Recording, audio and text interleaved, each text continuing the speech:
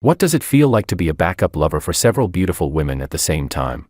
As the saying goes, quantitative change leads to qualitative change. Being someone's backup lover is being a backup lover. But if I become the backup lover of 100 women, aren't they, in a way, also my backup lovers?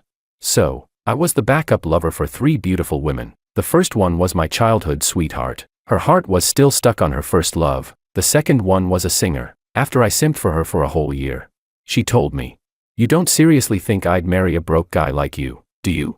The third one was my boss. She coldly warned me, "Don't have any improper thoughts about me. I'll only marry a man stronger than myself." Then one day, my mom urged me to go on a blind date. My childhood sweetheart secretly brought over our household registration book. The singer cried and said, "I can't live without you anymore." My boss put on a wedding dress and demanded I take responsibility. Wait a second, didn't we agree from the start that it was just for fun?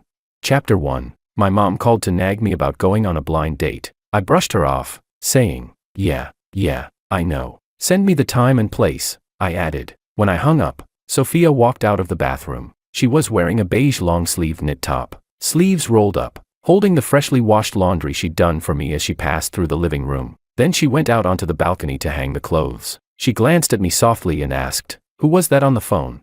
I sighed. "My mom." The woman moved the clothes under the sunlight and turned to look at me. The gentle afternoon light traced her in gold, and her amber eyes shimmered like autumn leaves. She said, "I'm going to meet my best friend tonight, so I won't be back for dinner. I made fish and vegetables. The fish is staying warm in the pot. Just heat the veggies in the microwave." "Okay."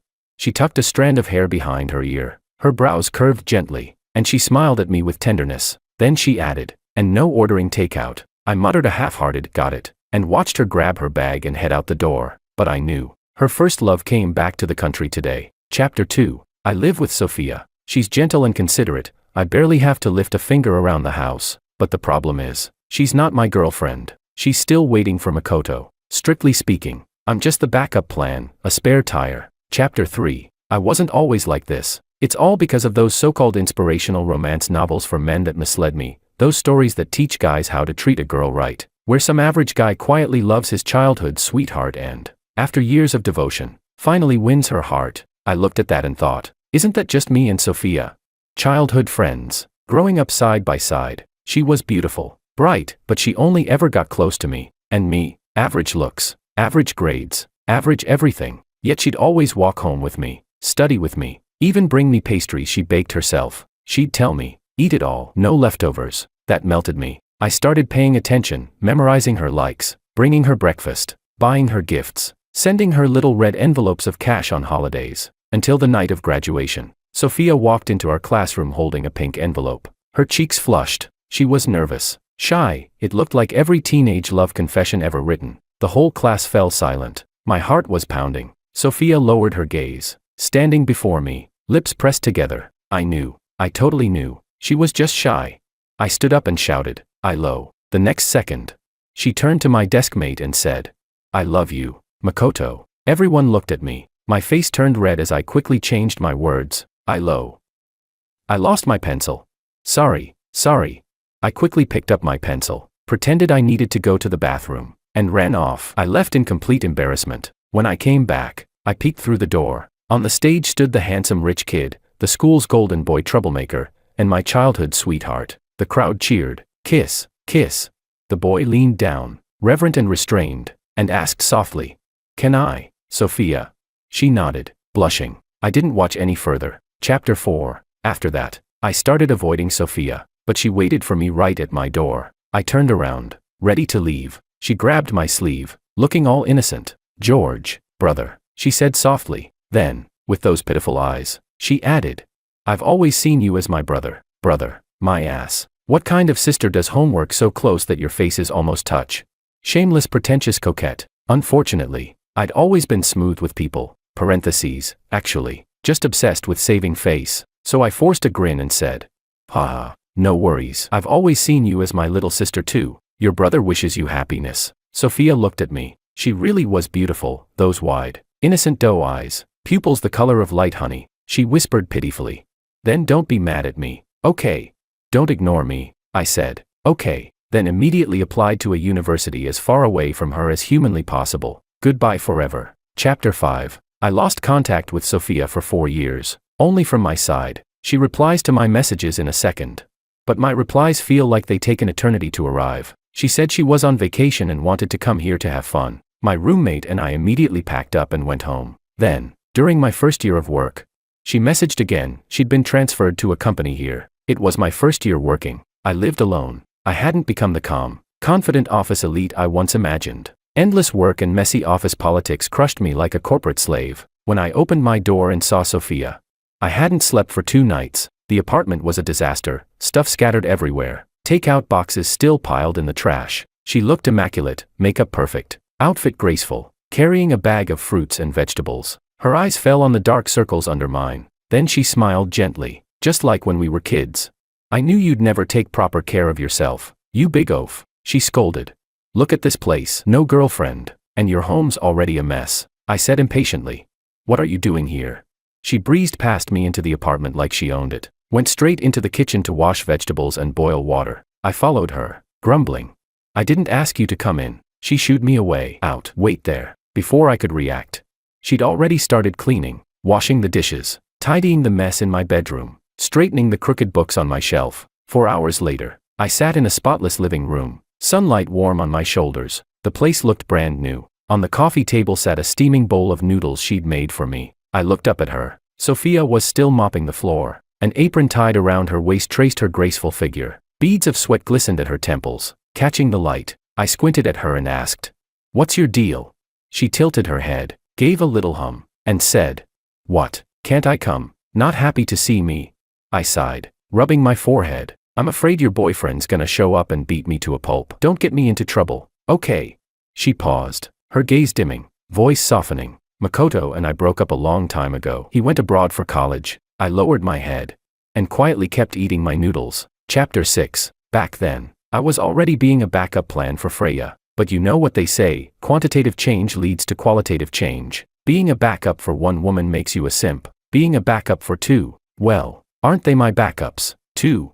Chapter 7. After Sophia and I made up, we rented a big apartment together, separate bedrooms. Of course, now that her first love is back, I'm not planning to renew the lease. It's too big for just me anyway, might as well find a new place. I packed a few things in my room, then decided to head out and find Freya.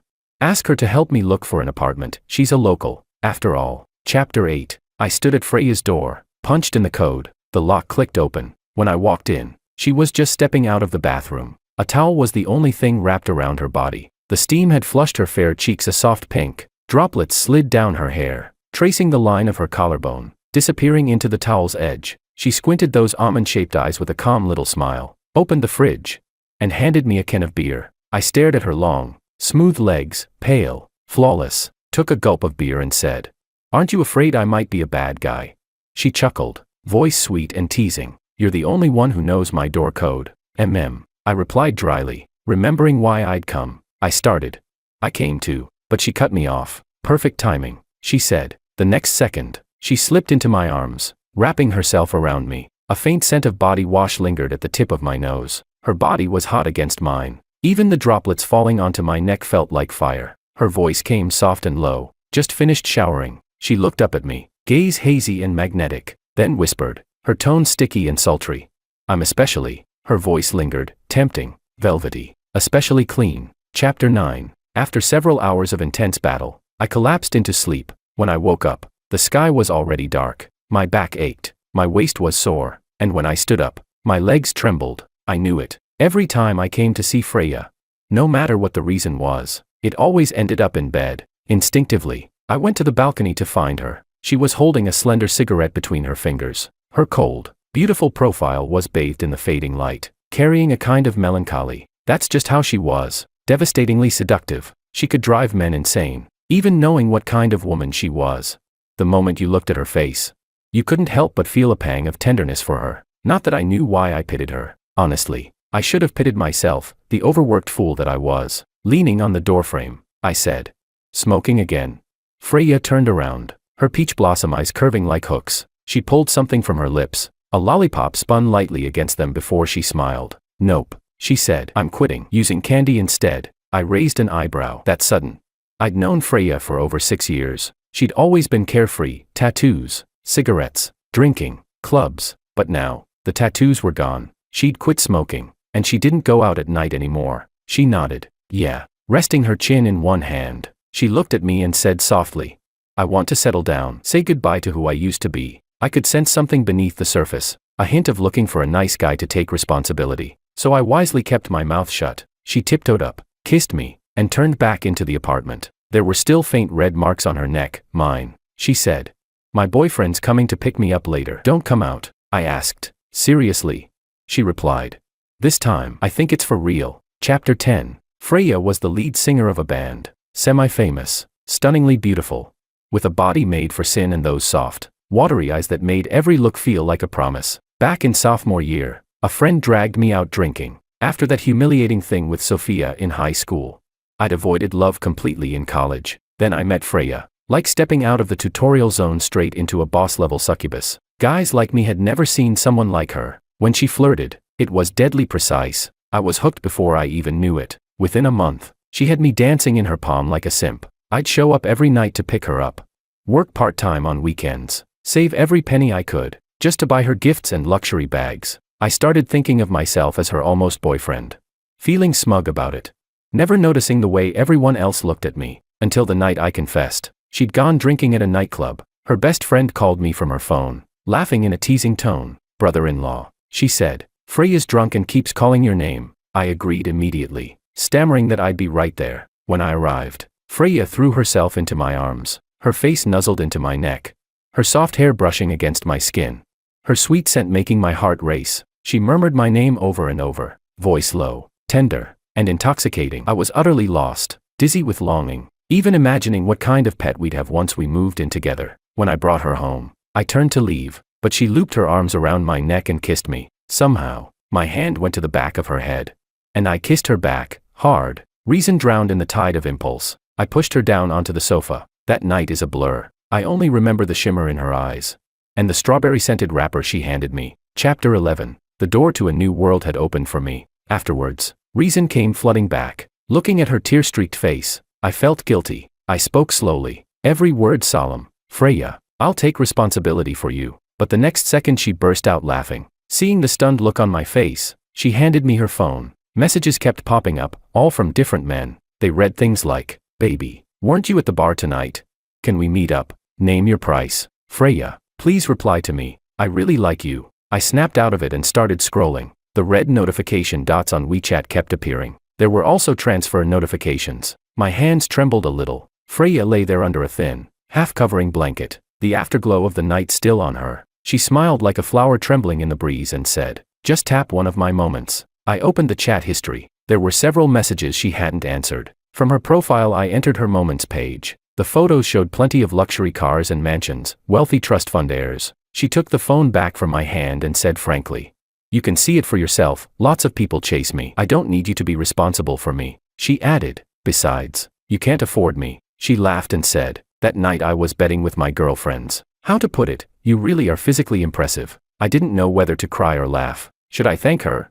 She said, You got off cheap, didn't you? Others would have paid money for this. Smack. I slapped her. They say men don't cry easily.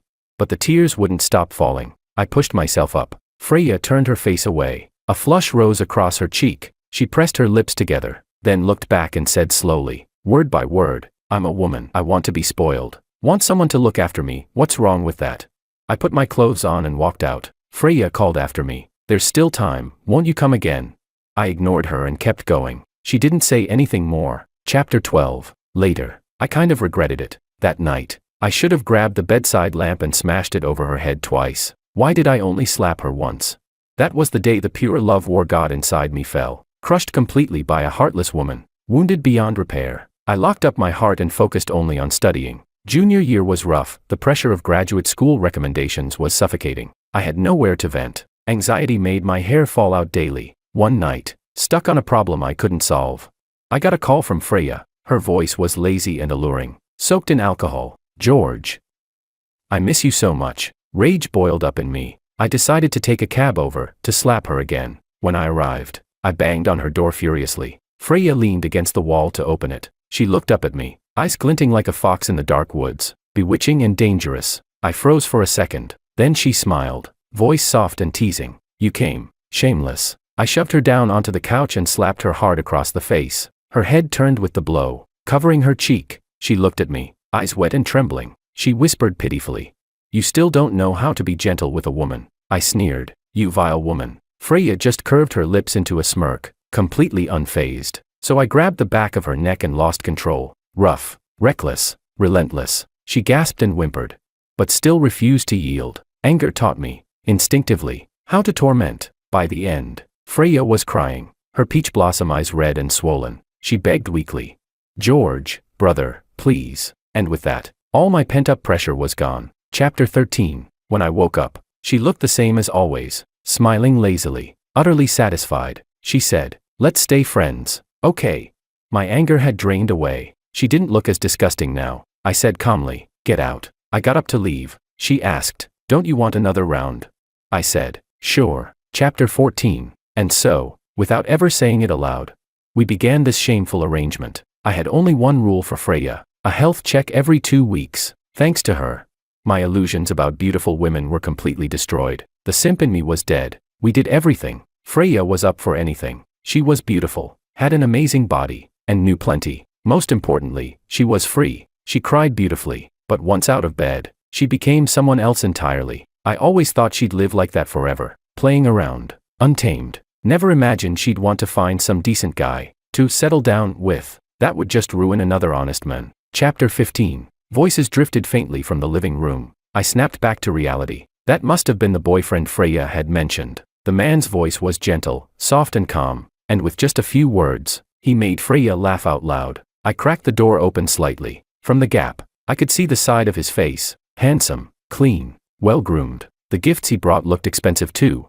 No wonder, I thought. I lay in bed scrolling on my phone for an hour. When they finally left, they lingered at the doorway, flirting for more than 20 minutes before he went out the door. Once the door shut, I came out of my room. Freya still had a smile on her face, a softness I'd never seen in her before. At that moment, I couldn't even bring myself to ask about the apartment. Maybe it was better this way. Time to cut ties completely. I said, "Let's not see each other again." Freya froze. The smile faded. She looked at me for a few seconds. Then that usual teasing smirk returned. She gave a little hum and said, "That trick doesn't work on me." She thought I was jealous, playing hard to get. Too bad. I'd long stopped reading those romance novels. I didn't believe in love anymore. Calmly, I said, "I'm serious." She stared at me for a while, then brushed past to pour herself some water. Taking a sip, she said casually, "It's not like ours was anything worth keeping anyway." I nodded. "Then I'll go." She didn't reply. I put on my coat and walked out.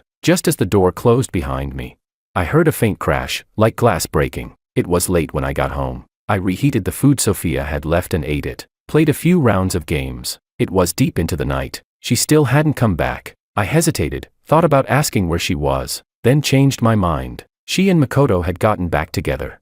They were probably in the middle of rekindling old flames. No need for me to intrude. Sophia had stayed faithful to Makoto all these years. Even after we started living together, a man and a woman under one roof, there had been a few close calls, but each time, at the very last moment, she'd pull away. More than once, I'd been standing at attention, and she'd just push me off gently, saying, "You can take care of it yourself." You could call her a pretentious coquette, but at least she had boundaries. Call her heartless, maybe, but she could still cook. I took a walk around the apartment, roughly planning how I'd move out. Then I started packing. At first, I fumbled with the boxes, but soon enough I got into a rhythm. I sealed one up, yawned, and went to take a shower. Folding clothes and organizing, those were things Sophia had taught me. She loved doing chores. When I told her I should help out, she'd smile and shake her head. "You're all thumbs. Leave it to me." I just smiled back and said, "I want to learn." And that's how she taught me. What can I say? It felt nice to be cared for. But I didn't want to be useless. Chapter 16. When I got up in the morning, Sophia wasn't home. There was no breakfast waiting in the pot either. I changed clothes and went downstairs to buy some steamed buns. On my way out, I noticed that she'd changed her shoes at the entryway, so she must have come back late last night. I glanced at my phone. A message from Sophia. "George, my best friend's feeling down. I'm going to keep her company for a few days, so I won't be back for a while. Don't forget to water the flowers on the balcony, and stop ordering takeout all the time. Got it?" I replied, "Okay." Scrolling through WeChat moments as I walked, I saw Makoto's latest post from last night. Men think a succubus is a beauty in black stockings. But in truth, the real enchantress is the one who asks, "Do you have a Coke?" The one who understands your exhaustion, your struggles. Who encourages you when you're down. And celebrates you when you succeed. A warm harbor, calm and steady. Then he'd added a comment below. Nothing serious, just needed a break after some stressful weeks. Didn't expect her to take leave and come home with me. I took a bite of my bun. And gave the post a like. Chapter 17. I go to work as if burdened by all the world's sorrows. Yet I slack off with the joy of a carefree soul. In the break room, the female colleagues were buzzing with gossip. One of them said, "Did you see the handsome guy who went into Willow's office today?" Another chimed in, "I ran into him downstairs, he was driving a Maybach." I walked in. And someone immediately handed me a cup of coffee. "George, I just made this for you." Guess I'd finally made it to the office veteran stage. I took it with a smile and thanked her. Then she leaned in and whispered, "George, did you see the guy who came to see Willow today? I heard he's the heir of Shinyu and Tech." I couldn't help staring. The vibe between them was perfect. Really, I wasn't paying much attention. "Yeah," I said absently. "Sounds like a great match." "George," the cold voice came from behind me. All chatter stopped instantly. I turned around. Willow stood there, expression frosty. Her waist was slim, her legs long, her figure perfectly shaped. She was wearing a simple business suit.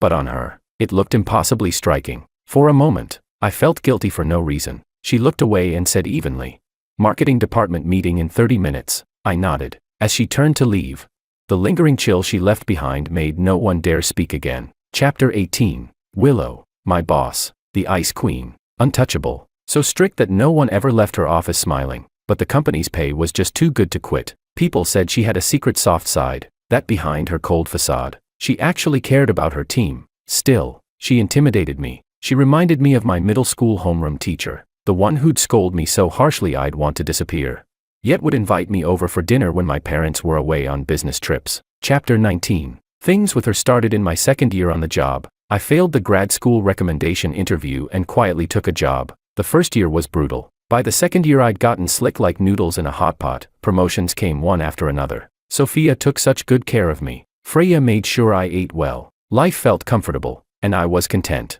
A person who knows contentment is a happy person. My involvement with Willow Lu was a total accident. The person who was supposed to go on that business trip had a family emergency and couldn't leave, so I filled in at the last minute. Just a grunt worker doing whatever was needed, flattering the boss, flattering the client, serving tea, doing menial tasks. Willow didn't handle alcohol well. At the dinner that night she collapsed after a single drink. When I helped her back to her room, she could hardly walk straight. I was sweating from the effort. I'd just ordered a bottle of hangover cure when I turned to find she'd somehow ended up in the bathtub. "President Lu," I cried, rushing to help her out. I nearly ran into her as she was taking off her clothes, slowly, almost childlike, fumbling as she unbuttoned one by one. I froze. Every time I tried to button one she'd undo another. Eventually she got annoyed and yanked the rest off. The buttons flew to the floor. I stood there dumbstruck. Willow looked up at me, eyes shimmering. "Hot," she said, and then threw the clothes to the floor. I picked them up to cover her and said, "I'll turn the AC down a bit, Willow, put these on." She tossed them farther away. I went to pick them up again and when I turned, even her camisole was gone. I exclaimed in shock, "Wow, so white." "No, wait, I mean, the bathtub is so white." If I didn't do something, I worried the next day's headlines would be about a female boss drowning in a hotel tub. I moved to help her out. "Come on, let's go to bed. There'll be a hangover soup soon. You'll catch a chill out here." "No." Willow looped an arm around my neck and kissed me. Lips to lips, it seemed simply to silence me. She reached for the faucet. Warm water flowed. I reflexively reached to turn it off. Willow bit my lip in annoyance. "Could I take that?" I bit back. She cried out, and I used that moment to drive forward, taking ground, conquering. Only after I'd gotten what I wanted did we pull apart. Willow's mouth was swollen, wet with the aftermath. She looked up at me. Her usually cold phoenix-like eyes were bright with moisture. For a moment I stayed silent. A gentleman would have left then, but I wasn't a gentleman. I lowered my head and kissed her again. Chapter 20. I slept until late morning, felt like I'd gone 12 rounds in a fight. When I woke, water was roaring from the bathroom. I pressed my forehead, sat up, and grabbed my phone. The water stopped. Willow came out in a robe, the sash cinching her waist tight. Too bad the robe had a plunging V-neck that left a shocking corner of scenery exposed. She asked coldly, "Awake?" Her expression was flat, nothing angry. I answered meekly, like a quail, "Mm." She sat on the single armchair and picked up her phone. "George," she said, You're actually pretty competent at work. You have a steady kind of presence. I thought you'd be safe. She was implying I was plain looking. Her fingertips tapped the screen a few times. My phone buzzed. I looked down and unlocked it. A transfer notification. My eyes went wide. She said, "Mistakes made under the influence of alcohol. We're all adults. I don't want it to get complicated." She added. I nodded quickly. If it's a mistake, it should be corrected. Willow glanced up at the company. "We're just boss and subordinate." She paused, then continued, "Privately. A physical relationship, very pure." I stared, stunned. She looked straight at me, her gaze cold and distant. She ignored me, stood, and in front of me slid off her robe with a smooth, unself-conscious motion, not sparing me a shy glance. "George," she said, high and lofty, looking at me with disdain as if I were trash, her voice icy. "Don't get any improper ideas about me. I absolutely admire strength. I only like men who are stronger and more outstanding than I am. I have zero interest in weaklings or losers." After she left, I lay back down, still buzzing from the joy of that huge transfer. As for what she'd just said, I barely registered it. It landed with zero impact. Chapter 21. It was my first time being kept by a rich woman. I didn't have any experience. Willow wasn't hard to please. As long as she had cold drinks in the summer, hot ginger tea during her period, and I came whenever she called, that was enough. Her needs were simple. She didn't have any strange kinks. After we finished, she'd tell me to get lost. Didn't care if I was exhausted or not. That's how it went for half a year. I worked hard, dutifully devoted to my role. Then came Willow's birthday. Not knowing what to do, I actually went online to ask. The comment section was full of lunatics. In the end, I decided to give her a bracelet. Commissioned a famous designer. Had it custom made from a design sketch. Cost time, money, and effort. I sighed to myself, even being kept. I was still this damn professional. Chapter 22. On her birthday, wanting to show I cared, I handed her the small jewelry box after my morning report. "Willow," I said, "happy birthday." Her gaze fell on the box, expression unreadable. "Thank you," she said, but she didn't reach for it. "George," she continued, her voice cold. A wall of distance between us. "I remember telling you, our relationship will never go further. Instead of wasting time doing useless things, you should focus more on your work. Don't cross the line." I bowed my head and said, "Understood." Then this, I gestured to the box. "Leave it," she said. I stepped out, cursing her silently in my head. Hard to please, that woman. If you don't take it seriously, she's offended. If you do, she's still offended. Even flattering people is an art form. Chapter 23. I didn't know if Willow did it on purpose, but that day's workload was unusually tough. I stayed late. When I finally left, I ran into the janitor, Aunt Lee. She looked unusually cheerful, holding a small box that looked familiar. "Hey, Aunt Lee," I called. She stopped. My eyes went to the box in her hand, confirmed it. It was the one I'd given Willow that morning. Puzzled, I asked, "That's..." I'd greeted her a few times before in the restroom. We were on friendly terms. She didn't dodge the question, just grinned from ear to ear. "Someone gave it to me." "Oh no, wait," she corrected herself. "I found it when cleaning. In the trash bin. Thought I'd take a look before tossing it." When I opened it, my goodness, it was still brand new. Clearly expensive. I figured maybe someone dropped it by accident. So I went to ask President Liu. She chuckled. She said it's just trash. Told me to deal with it however I want. I froze for a moment. Aunt Lee went on. "It's still new, such a waste to throw it out. Look, isn't it beautiful?" She opened the box to show me. The bracelet glittered under the corridor lights. Delicate and perfect against the velvet lining. I said, "Yeah," then smiled. "Looks pricey." She nodded. "Exactly. Rich people." "Huh," I said. "Head home soon." "Aunt Lee, looks like it's going to rain." She smiled. "All right, I'll be off then." I watched her go, light on her feet, as if fortune itself had just fallen into her hands. Then I turned and took the elevator down. Chapter 24. The elevator doors closed, reflecting my stiff, fake smile. Damn it, I was fuming inside. "You could have at least told me you threw it away. I would have picked it up myself." A whole month's salary, just gone. You think money grows on trees? I swore then and there, I'd get every cent back from her. Chapter 25. So on my birthday, I sent her a link. Willow replied with a single question mark. That was strange. The car was only about 2 million yuan. Did she think I was being too greedy? I started typing. Haha. I was actually just asking if you'd like me to rent one for. Before I could finish, a notification pinged. A transfer, worth 10 times the price of the car. Her message followed. Buy a few more. Rotate them when you drive. For a moment, I was stunned. then quickly remembered to thank my rich lady patron before accepting the payment. Chapter 27. Life as a backup plan was turning out better than I'd ever imagined. At work, even when I saw colleagues who tried to trip me up, I could smile and greet them, although being someone's backup is humiliating.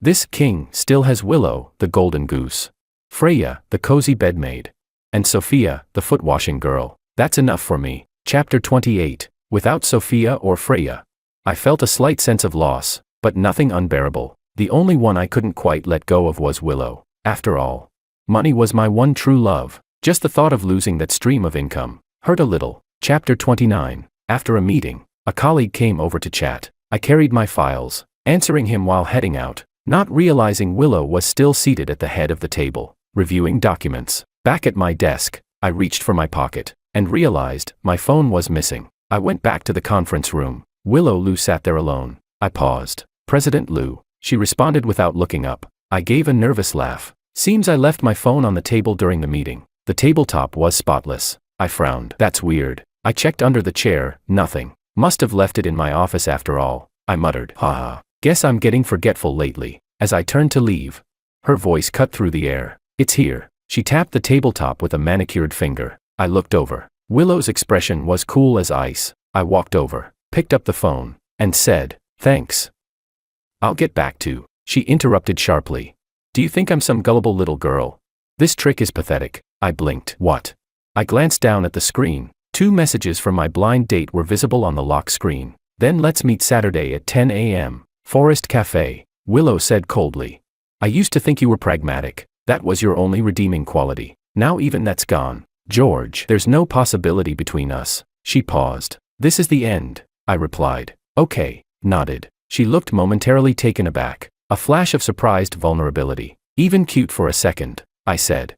Then I'll get back to work. She stayed silent. I turned and left. Clean cut. One stroke to end it all. All 3 of them. Chapter 30. After work, to everyone's surprise, Willow joined the employee elevator. The cramped space was packed, bodies squeezed into corners. She stood at the very front, face blank and unreadable, as if completely unaware of the attention. I stood beside her. The elevator descended floor by floor. Then she suddenly spoke. "Take me home today." A soft gasp rippled through the people behind us. I kept my eyes on the floor numbers, pretending not to hear. "George." Her tone sharpened. "Ah." I turned my head. "President Lou, were you talking to me?"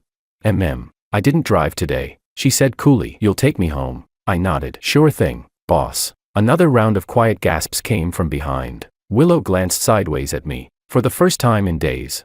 She almost looked amused. Chapter 31. I walked straight to the car. Willow, still standing outside, bit her lip, waiting for me to open the door for her. When I didn't move, she finally opened it herself and sat in the passenger seat. I buckled my seatbelt, then noticed her staring at me. "President Lou," I said, puzzled. "What are you looking at?" "Put on your seatbelt." She gave a small huff. "Nothing." Then turned away and fastened it herself. Silence filled the car. Now and then, Willow stole glances at me from the corner of her eye. I kept my eyes on the road, pretending to be deaf. As we neared her place, she finally broke. "Why did you agree so easily?"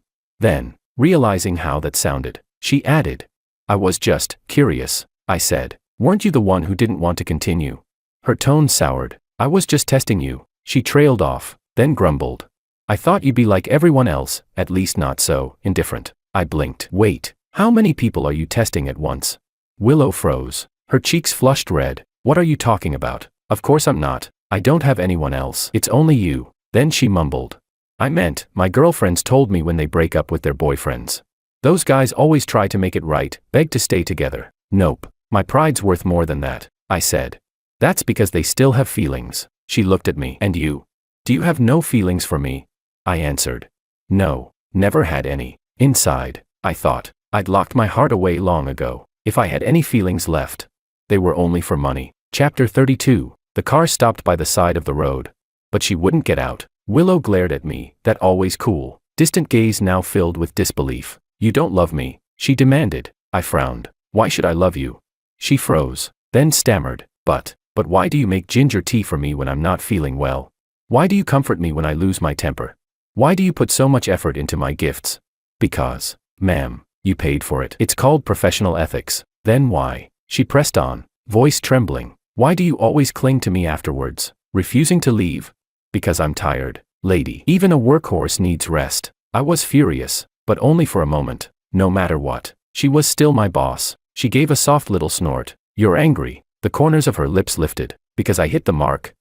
There was just no reasoning with this woman. I sighed. Yes. Then I started spouting nonsense. Right. I love you. Willow's face softened instantly. Triumphant. I knew it, she said. Then I can forgive you this once. She straightened up again. That same lofty, superior tone. From now on, she said, don't try to manipulate me. And also, she tucked a strand of hair behind her ear and added lightly. This weekend. I'm free, I said firmly. No, she blinked. What? I shook my head, recalling all those melodramatic TV plots where heartbroken men hurt themselves to prove their love. Then I kept rambling, solemn as ever. But I can't love you anymore. Her eyes widened. Why?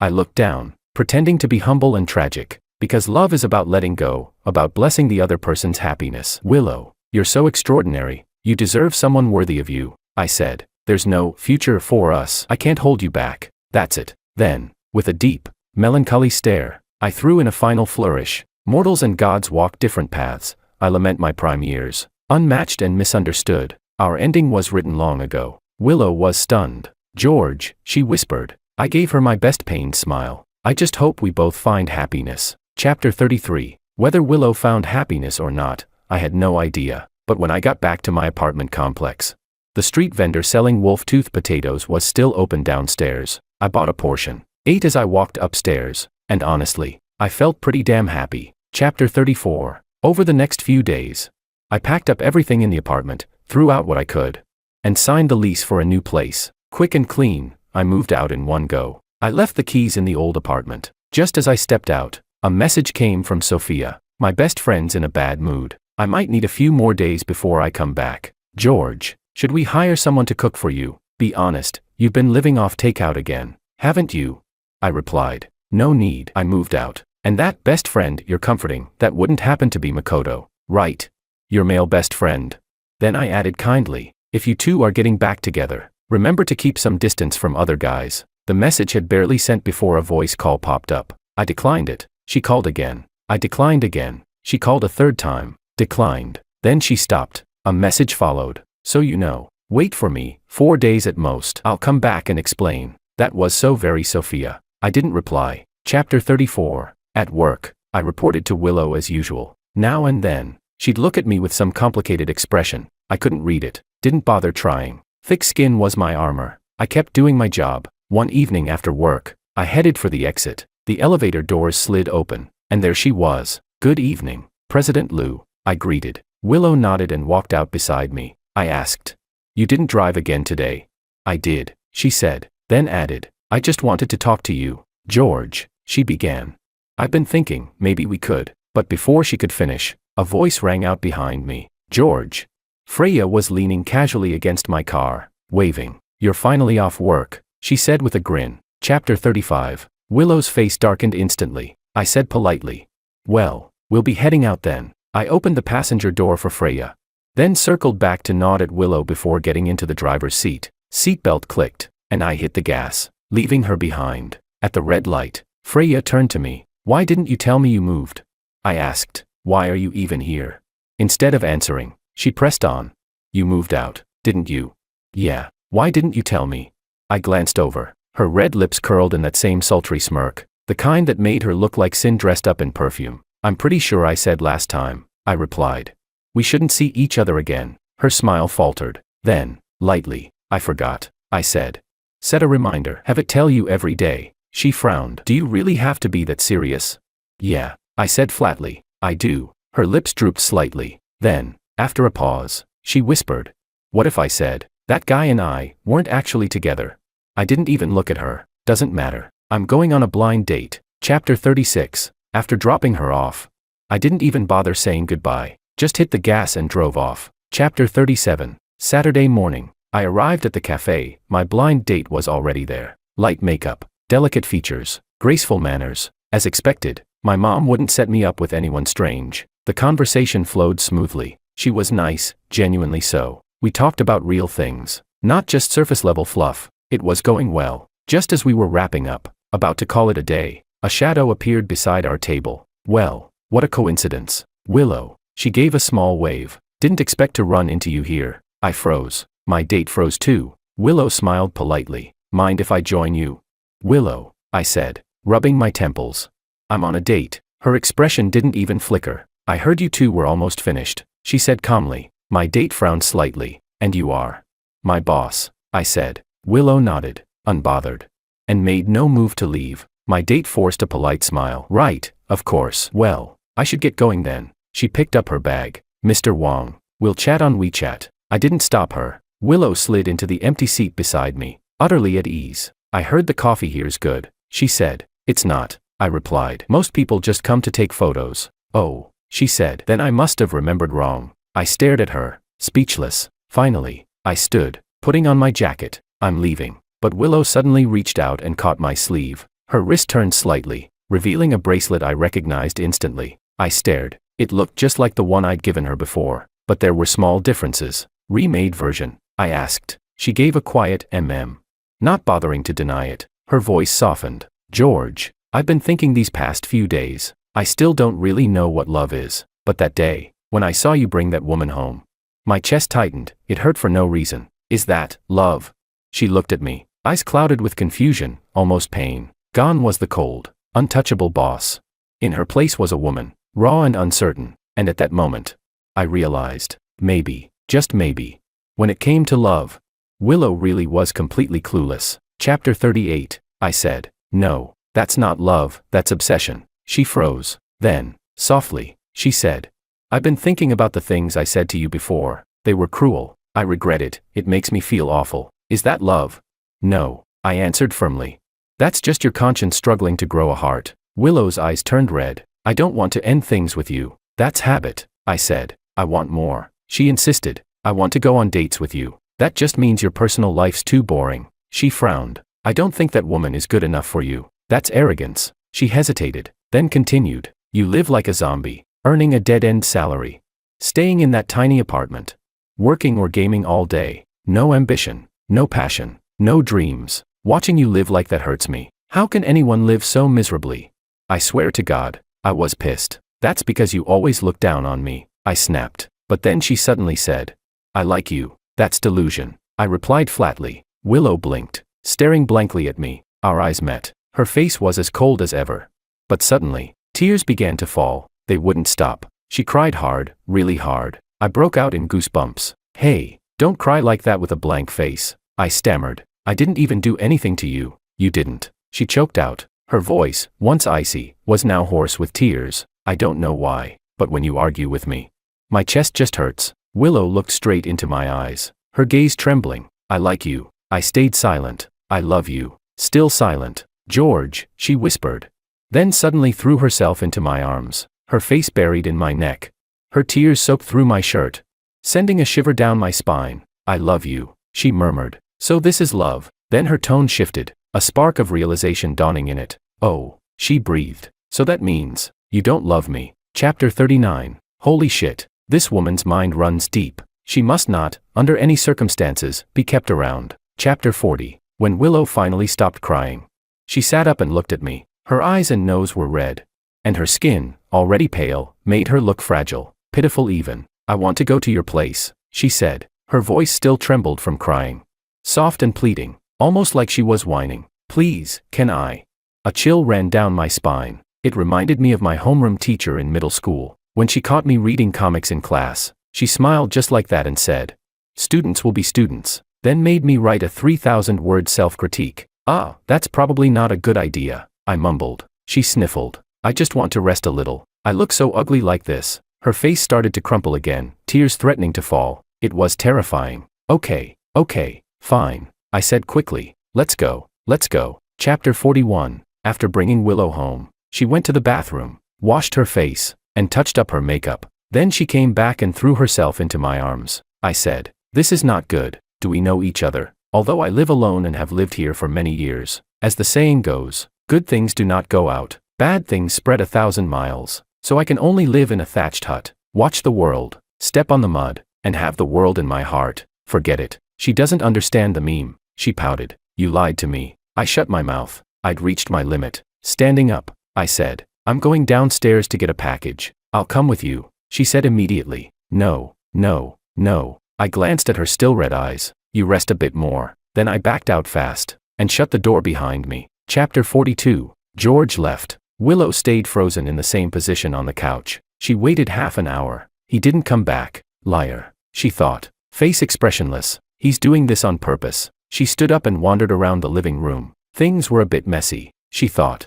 He should really hire some housekeepers. But then again, this apartment was far too small. He needs a mansion, she decided. Something to match the car I gave him. There was a villa near the company, spacious, bright, beautiful, perfect for two. It could be their love nest. She nodded to herself, feeling oddly pleased. And the more she looked around, the more this little apartment annoyed her. A knock came at the door. Forgot his keys, Willow thought. So careless. I'll get a fingerprint lock installed when we move. That'll fix it. As she walked to the door, her reflection flashed in the entryway mirror. She paused. Her figure looked good. She remembered the way George's eyes had lingered on her chest that night. He does like me, she thought. And suddenly felt lighter. With deliberate precision, she tugged her neckline lower, just enough. Then, in a soft, lilting tone, she called out. Forgot your keys. She opened the door. Chapter 43. What should have taken 3 days. Sophia managed to compress into a day and a half. She caught the earliest train back. The more she thought about George, the more uneasy she felt. Aside from their 4 years of college, they'd never been apart this long. If it was because of Makoto, she could explain that. She was young then, mistook well-read for deep, and ignored what truly mattered: values, temperament, empathy. She and Makoto were never really compatible, but now George was avoiding her, choosing a faraway university, keeping his distance. It left her hollow inside. Still, it was her decision, so she'd chosen to live with it. Even if it meant tears, even when Makoto moved overseas. She never once thought of breaking up. She waited quietly for him to return. Until that day, Makoto came back to visit, and when they parted, he said, "I'm not coming to see you again." Sophia froze. Why? She asked softly. Did I do something wrong? Makoto shook his head. No, but you act all fake. He looked at her with weary eyes. I don't even feel like you're my girlfriend. You're like a perfect little white lotus, flawless, untouchable. When I'm abroad, you never seem sad, or lonely, or scared. When I travel all this way to see you, you're not happy, not excited, not even touched, even when we're intimate, he said. You look disgusted, like you're being forced. It's boring, really boring, he sighed. Sophia, do you even know what fear feels like? When you wait at the airport, do you get anxious, counting the minutes until I arrive? If I broke up with you, would you even be hurt? You wouldn't. He shook his head again. So, he said quietly, let's end it here. Chapter 44. Makoto was right. She hadn't felt any pain. Even as she watched him leave, she was strangely calm. Do you have to break down, scream, cling, to call it love? Sophia couldn't figure it out. After the breakup, she started thinking about George again. 4 years apart, and when she saw him once more, he looked worn down, pale, exhausted. Something fluttered in her chest, the fragile joy of getting back what she'd lost. Everything could have been fine, until Makoto came back. She'd felt guilty, thought she owed him, wanted to help him through his low point, then move on with a clear conscience. But she hadn't expected George to mind so much. He stopped replying to her messages, ignored her when she asked for his address. It hurt, so she asked around, talked to his family, finally got his new address. To win a man's heart, you had to win his stomach. So right after getting off the train, she bought vegetables and meat to cook for him. She came in such a rush. She'd forgotten to put on makeup. Standing at his door, she hesitated. Would George dislike her bare face? Would he think she wasn't good enough anymore? Then footsteps approached from inside, unfamiliar ones, followed by a soft, lilting voice. Forgot your keys. The door opened. Their eyes met. Sophia's gaze dropped to the woman's half-open collar, the swell of her chest practically spilling out, oozing with deliberate seduction and smugness. Disgusting, Sophia thought. Absolutely vile. I feel like I'm going to get an eye infection just looking at her. Chapter 45. Willow's smile faltered. Gross, she thought. Why the hell is this woman staring at my chest? Chapter 46. I walked around the apartment complex 3 times, before finally going to pick up my package and heading upstairs. When I stopped at my door, fishing for my keys, someone suddenly came up behind me. I turned, and she looped her arms around my neck. Her breath brushed against my skin. Warm, damp, sticky, like some kind of serpent. I was speechless. She whispered, "How was your blind date?" "It's over," I said flatly. She smiled, that sultry, practiced smile, and said, "Perfect. We can pick up where we left off." Her eyes flicked around the hallway. Then she winked. "Right here's fine." I sighed. "You really have no shame, do you?" Her breath hitched for a moment. Then, pretending to look hurt, she said softly, "I never claimed to be a virtuous woman anyway." "So," she murmured, "why don't we just keep going? I missed you." Her voice rolled across her tongue, soft, sticky, intoxicating. "Every inch of my body misses you, George." She leaned in closer, her voice trembling. "Only you can satisfy me." Her tone was a mix of obsession, seduction, and something that sounded almost like a plea. "You made me like this," she whispered. I straightened my back and said righteously, "No. It wasn't because I was noble, but because Willow was still inside my apartment. If those two ran into each other, I'd be dead." She tilted her head. "Why not?" Her voice turned sweet again, too sweet. "You found a new friend already." "That's none of your business," I said. She ignored me completely. Cooing. "That fast? Is she prettier than me?"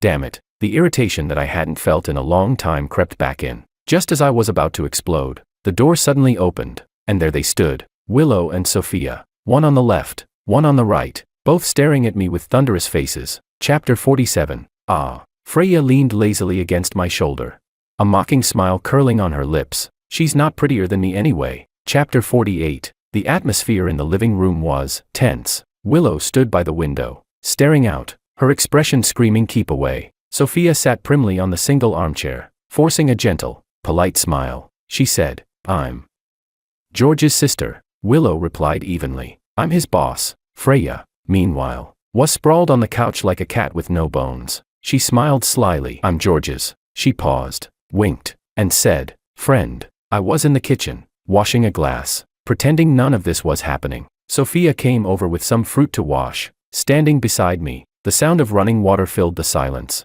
She tilted her head toward me, worry clouding her voice. "Brother, that female boss of yours, can't you tell?" I blinked. "Tell what?" She frowned, thinking for a moment, then whispered, "You're such a straight man. Can't you see she's a pretentious coquette?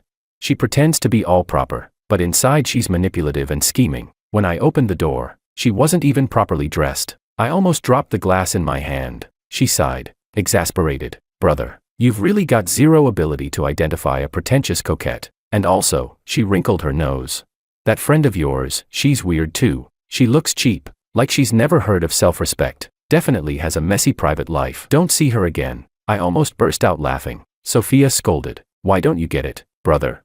Women out there are dirty." I turned to her, our eyes met, and I couldn't help asking, "What about you?" Sophia froze, her light-colored eyes stilled like a frozen lake. She stammered softly, a blush rising across her porcelain cheeks. She turned her head away and whispered, "I can stay with you for the rest of my life." Chapter 49. So pure, so innocent. Too bad I stopped being a pure love warrior a long time ago. Chapter 50. I said, "You keep calling me brother, you know sibling marriage is illegal, right?" Then I added coldly, "Pretentious coquette." Sophia froze. Her gaze darted toward the doorway, where Willow now stood, though her face showed irritation.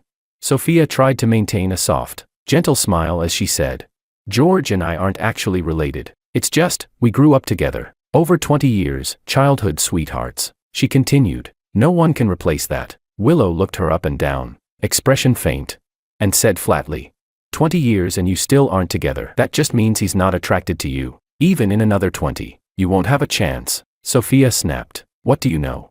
It was the first time I'd ever seen her lose her temper. Then, out of nowhere, "How scary." Freya's voice chimed in, her tone syrupy. She appeared out of thin air and said, "Sister's so fierce, not like me. I only know how to care for brother." Sophia's breath caught in her throat.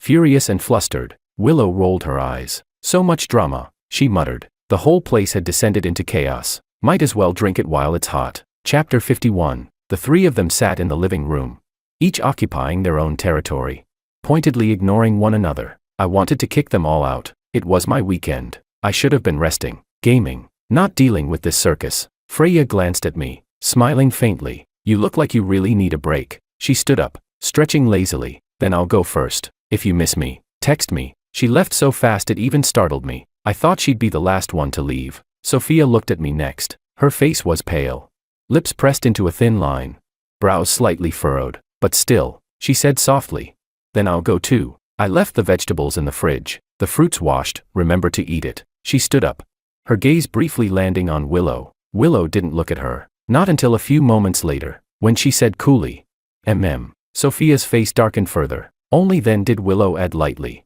I'll be leaving too. Sophia's face eased, just a little. She got up and walked toward the door. Willow lingered, dragging her feet. I followed to see her out. Sophia hadn't closed the door behind her, but suddenly, Willow stopped. She turned abruptly, and threw herself into my arms. She lifted her head and kissed my chin, just a feather-light touch on water. I looked down at her, same cold, proud expression, but her eyes betrayed the faintest hint of a smile. She asked, "Nothing you want to say to me?" I said, "Sorry, I don't owe you an explanation." That seemed to sting. She frowned slightly and said, "You really have no heart, George." Who the hell switched me to the pure romance channel again? I sighed. "Just go." "Wait," she murmured. Her breath mingled with mine, warm and close. Then she whispered, "Miss me, don't miss them." She stood on her toes, her soft lips brushed mine, and just past Willow's shoulder, I saw Sophia.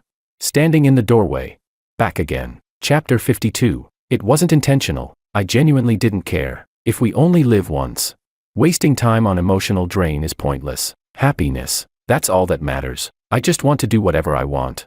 Whenever I want. Chapter 53. Before I could even read her expression, Sophia turned and walked away again. Chapter 54. Freya stood under the shade of a tree, looking up at George's apartment window. She felt restless. She'd already played the part of the understanding woman. So why were those two still up there?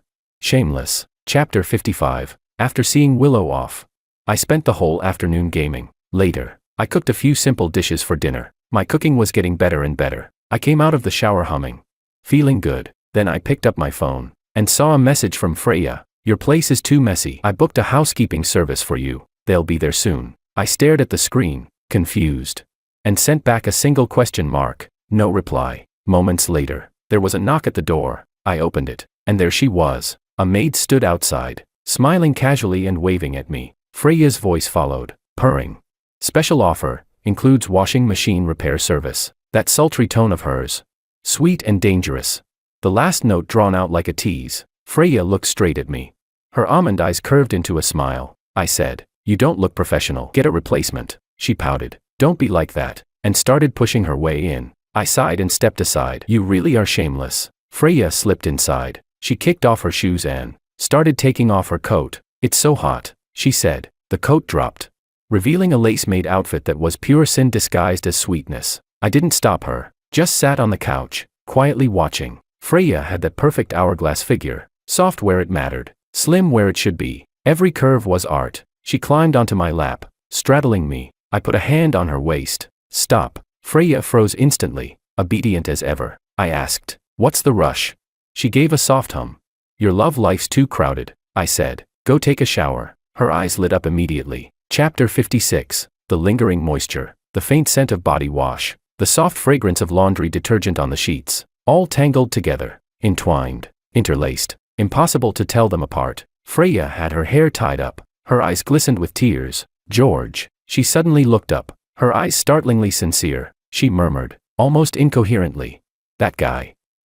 "I can explain. I just wanted to make you," I replied. "It doesn't matter." Her eyes dimmed. She said nothing more, only bowed her head again. Chapter 57. All the scents were drowned beneath one dominant smell. I let out a long breath, came back to my senses, grabbed Freya's hair, forcing her to lift her face. She looked up obediently, like a well-trained doll.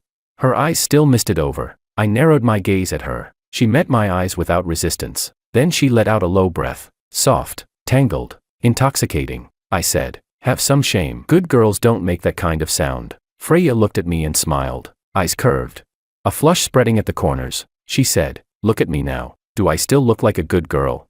She whispered, "As long as I can stay by your side. I don't care how shameless I am." I fell silent. She murmured, "George, say something, please." I thought for a moment and began quoting a cliché. "You're special. You're not like other girls. You." She looked at me, smiling, eyes shining brightly. I closed my mouth. She asked, "And then?"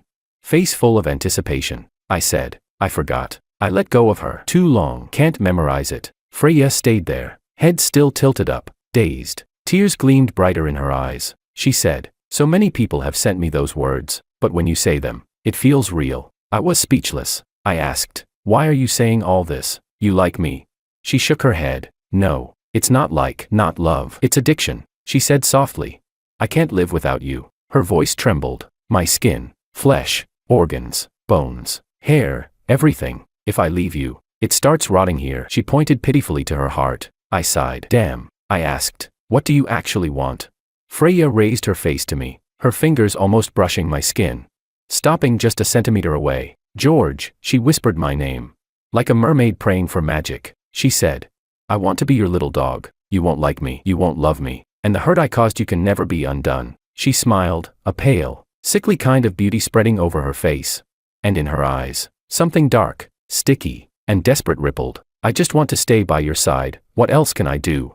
So I can only be your. I looked down at her. Freya met my gaze, eyes glassy, about to overflow, possessive and sorrowful. She said, as long as you'll play with her sometimes, that's enough. I sighed. But leashes are such a hassle, she said softly. That's okay. Her fingers touched her lips, trembling slightly. The ones who need leashes are the ones who aren't obedient. She lowered her hand, leaned in, kissed me, and whispered, word by word, I'll bite the leash myself, and follow right behind you, every step of the way. Chapter 58. The next day, when I woke up, Freya was already gone. A note sat by the bed. Band rehearsal. I tossed the note into the trash. Getting used to cleaning up after myself does keep the place tidy. Didn't feel like making breakfast. After brushing my teeth and washing my face, I got ready to head out for food. As soon as I opened the door, I ran straight into someone. Sophia stood there, holding a thermos lunchbox. Slim, quiet, standing still. Our eyes met. She didn't smile. Her expression was cool and distant. Suddenly, my phone buzzed.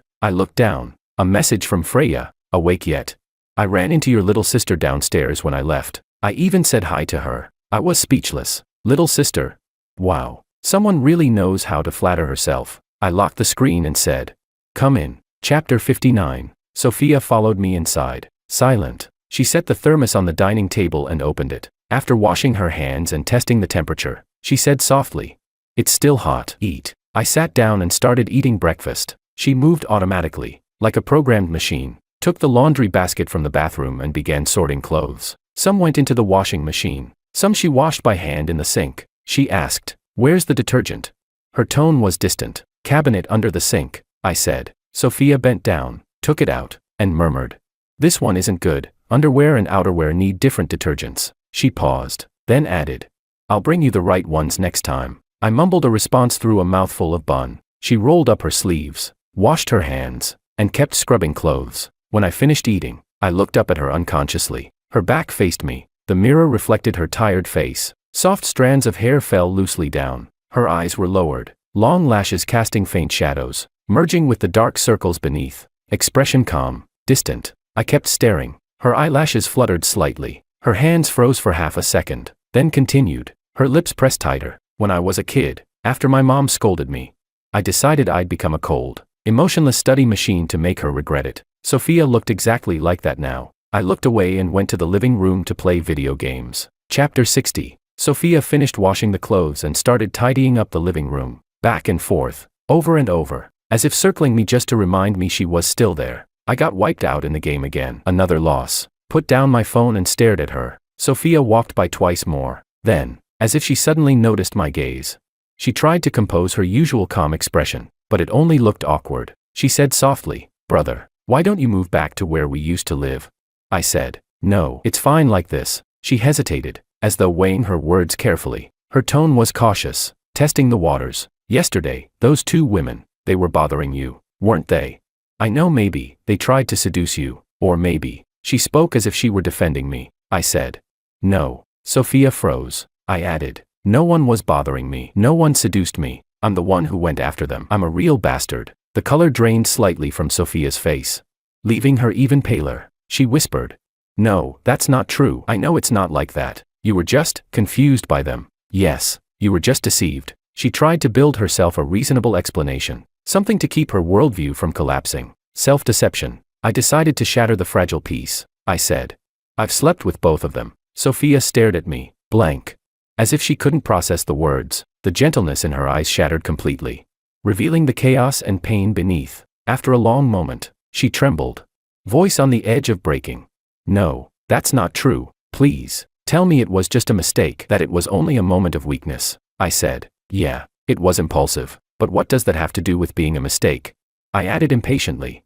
You're acting like you're my girlfriend and I cheated on you. I looked straight at her. Stop saying useless things. If you've got something to say it directly. Sophia froze. All her forced calm crumbling in an instant. Her eyes reddened. Her whole body trembling with exhaustion, resentment, and pain. She asked, voice choked. Why isn't it me? I widened my eyes. She sobbed. Why them? Why can they, but not me? Why can't it be me? Her voice shook, thick with tears. I sighed and said, it can. Sophia stared at me, stunned. Chapter 61. In the bedroom. After a kiss, Sophia lay on the bed, a little dizzy. She was inexperienced, only able to receive passively. To respond softly, shyly. Her breathing quickened, cheeks flushed red, so innocent that it stirred the urge to tease. Sophia didn't know how to breathe between kisses. When we finally pulled apart, she gasped for air. Eyes misty.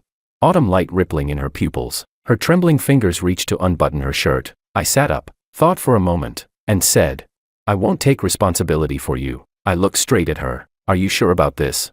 Sophia lifted her head. Her hands didn't stop unbuttoning. Her pupils were pale, like amber pools. Biting her lip lightly, she said, I'm sure. I stared at her for a few seconds, then suddenly said, forget it. I turned away. Put your clothes back on. I don't enjoy forcing people. No. The word burst out of her, startled, frightened, trembling. It was rare. Sophia, always so gentle and composed, had finally lost control. My hand rested on the doorknob. One turn, and I could have walked out. But then, she lunged forward, wrapping her arms tightly around me. Warm breath spilled over my back. Her voice breaking with almost painful desperation. I didn't mean no. I didn't mean that. George, please, I asked. Then what do you mean?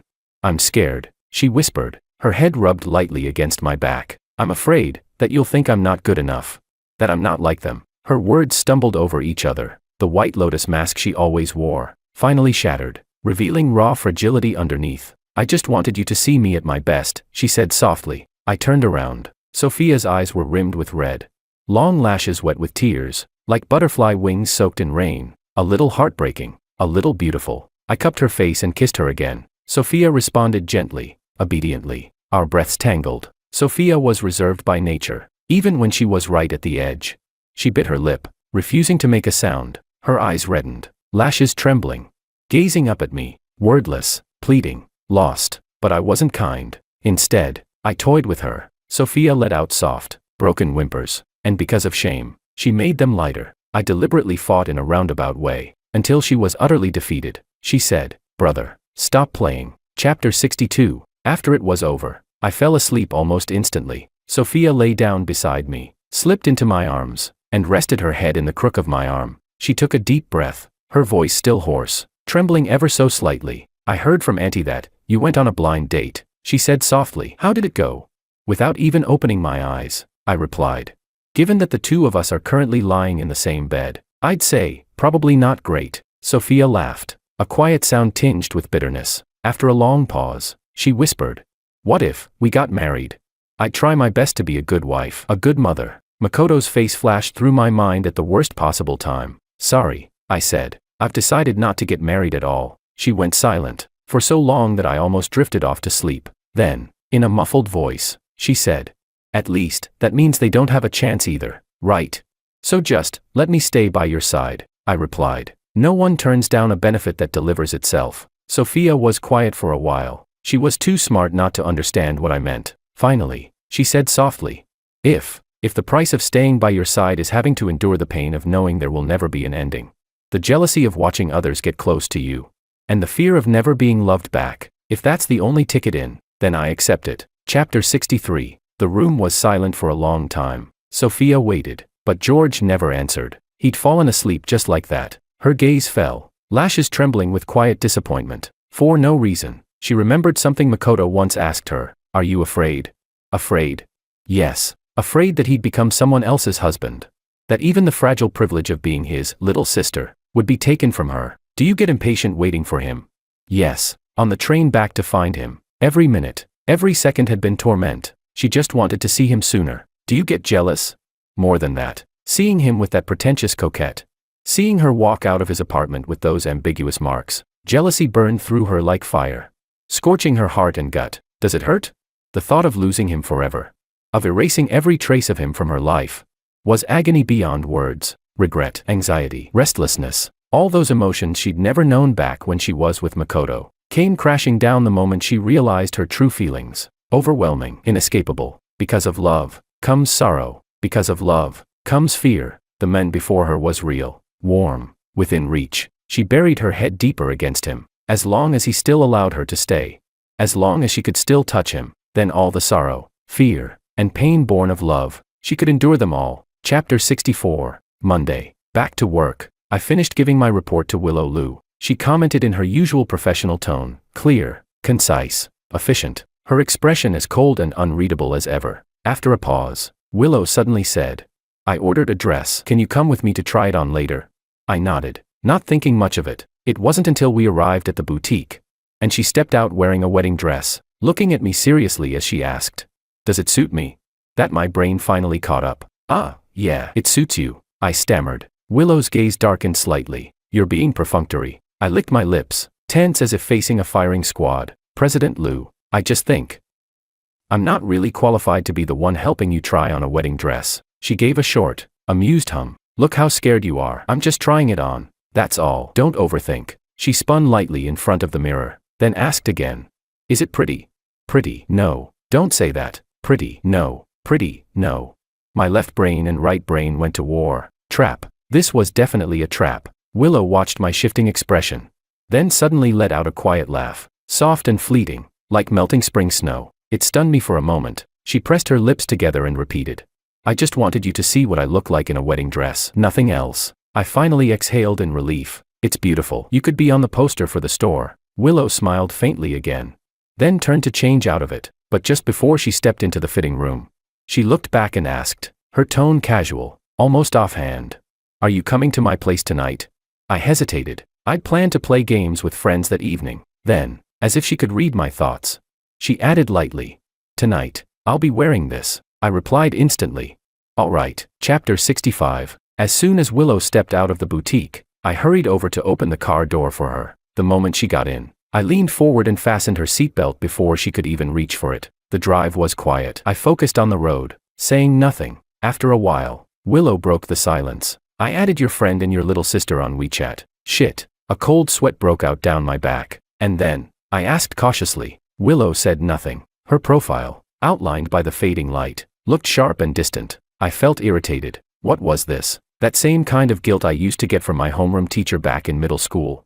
Come on, I graduated years ago. I said coolly, I've already done what I've done. So what? You want to condemn me for being a playboy, or call me a scumbag? I glanced at the bracelet on her wrist, my tone firm. Willow, I don't owe you any responsibility. Unexpectedly, she laughed softly. You don't, she said. Then after a pause, she added, I just wanted to see the real you, all of you. That shut me up for a moment. Damn, that almost hit somewhere deep. I asked, Are you out of your mind? She nodded lightly. A little. Willow actually answered seriously. Having a lot of people like you just means I have good taste. I snorted. It's not just liking. I've slept with them too. She nodded again, calm as ever. Then it also means, you've got great stamina. I had no comeback. Her face was still composed, that signature Ice Queen calm. But there was a strange warmth in the air now, like snow softening into cotton. I couldn't help but ask, did some spirit possess you or something? She shook her head slightly. No, she said quietly. I just figured things out. I love you, she said, eyes lowered. So I want to treat you well, that's my choice. If others treat you well, that's theirs. And if all of this makes you happy. She hesitated for a second, then added softly, then that makes me happy too. The car rolled to a stop. I turned to meet her gaze. Same cold expression, but something different flickered behind her eyes. She said, the wedding dress. I really just wanted you to see me in it once. I don't expect anything else. That was my wish. It's enough. I looked at her for a long while, then said, no. The way you process emotions is like watching a baby suddenly become a philosopher. Like a beginner in love cultivation skipping straight to becoming a cult leader. From not understanding love at all, to being completely consumed by it. Willow brushed her hair aside, leaned closer, and placed a soft kiss on my lips. She didn't argue, just murmured, yes, love is strange. Like you said, love is letting go. It's selfless. If wanting to possess you would make you leave, She looked at me, her eyes clear, and said, I would rather ask for nothing, as long as I can stay by your side. I said, is my side a parking lot? Everyone wants to park. Willow bent her eyes. She gave a light laugh and asked me, let me give you an option, yes or no. I said, or. Chapter 66, Saturday. For some reason, my apartment was unusually lively. 4 people squeezed into the living room playing cards. Loser gets a sticky note on the face. Simple rules, but the atmosphere was complicated. After a few rounds, Sophia, Willow, and Freya's faces were almost completely covered. I only had one note stuck to mine. Not that I was particularly lucky. They were just too busy targeting each other with passive-aggressive snipes. Sophia smiled sweetly and said, Miss Lou, what a pity. Then she gracefully slapped a note right on Willow's forehead. Willow's expression didn't change. Just luck, she said coolly. Let's see if you're still smiling next round. Freya, lounging beside me, took advantage of the chaos to slip me a card under the table. At the same time, she whispered teasingly, you two are so fierce. Who knew a little game could turn into a catfight? I yawned. Bathroom, I said, standing up. Check the time. I had plans tomorrow. Probably should call it a night. So instead of going back, I went straight to my room and crawled into bed. Outside the door, their hushed voices sounded distant, still arguing about something. Someone said, there should be an order, right? Another voice replied, by the rules. Then another, let's roll dice. The voices faded gradually. I couldn't be bothered to listen anymore. Chapter 67. Sometime later, I drifted into sleep. Half dreaming, half awake, I heard someone quietly open the door. The mattress dipped slightly, and a soft, warm body slid into my arms. Gentle breathing brushed against my ear. Steady, like a lullaby. A faint, sweet scent lingered at the tip of my nose. Then, a kiss touched my lips. Her voice came, tender and trembling against my ear. I love you, I murmured back. Thanks, I love myself, too.